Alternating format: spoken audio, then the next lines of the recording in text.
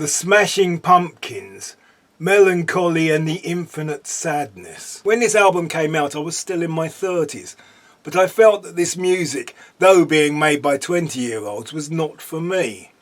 Like the grunge and alt-rock of the time, I did not even attempt to try to like it. But when Britpop and Radiohead restored my interest in guitar music, I took a copy out of the library to see what all the fuss was about. The only thing that I did not like was the song Tonight Tonight, which seemed to be trying too hard to get me to like it. The word tonight in a chorus is one of the biggest cliches in popular music.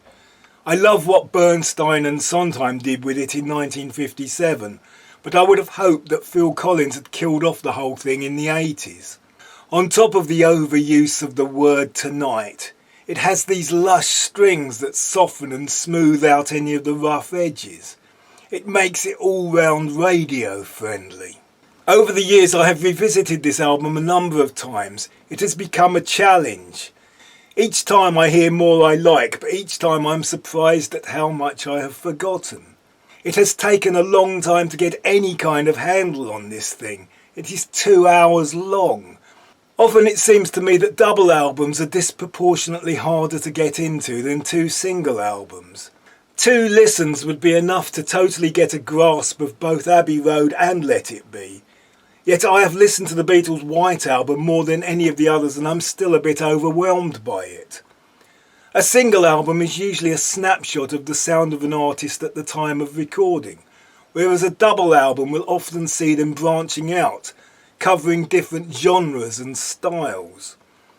Some double albums are just extended single albums like London Calling, Blonde on Blonde or Exile on Main Street, where they may have had too much material for 2 sides of vinyl but they fit on a single CD.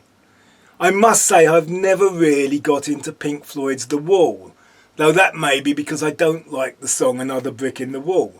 And I have never totally got into Quadrophenia, though I love all the Who albums that came before it. It is probably because they had found their sound on Who's Next and were going to stick with it. I am not entirely sure what the general style of the Smashing Pumpkins is supposed to be, even after listening to their other albums. This album starts with a piano instrumental, but has heavy pounding riff-based songs, sweet poppy songs, songs that stick in your head if they're the last thing you hear, but fade from memory when you get halfway through the next one and that one worms its way into your ears. There are some quite complex ideas with interesting arrangements, but it is the simple repetitive songs that stick in the head. Sometimes the music takes twists and turns and might for a while look like a dearth of ideas, but you are never more than a verse or a solo away from an often infuriatingly catchy chorus. You pass through heavy riffs played with metal-style compressed guitar, acoustic balladry, baroque strings and harp glissandos, electronic trickery and solos that rise and swoop like birds of prey.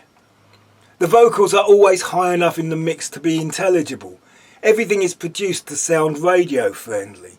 You could definitely tire of Billy Corgan's heavily affected vocal style, but I don't mind the singing. Singing is not as important to me as musical content, and this album is jammed full of musical content.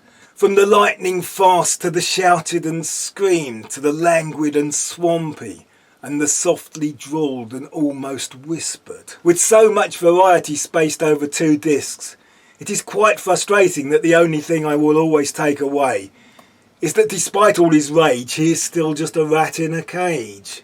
Smashing Pumpkins, Melancholy and the Infinite Sadness.